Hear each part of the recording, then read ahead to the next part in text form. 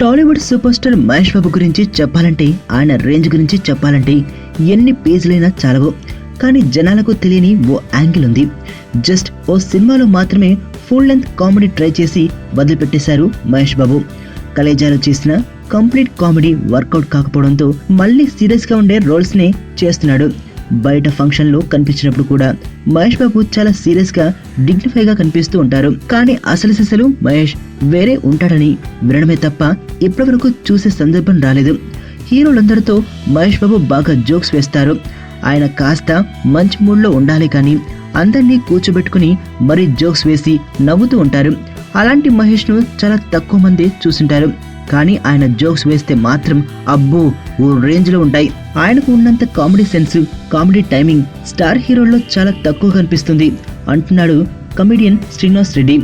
ఇక హీరోయిన్ల విషయానికి వస్తే సెన్స్ ఆఫ్ హ్యూమర్ బాగా ఉన్న బ్యూటీ అంటే సమంత అని చెప్పాడు ఈ కమెడియన్. కొన్ని నెలల క్రితం బ్రహ్మోత్సవం ప్రమోషన్ టైంలో సమంత కూడా మహేష్ కామెడీ గురించి చెప్పింది.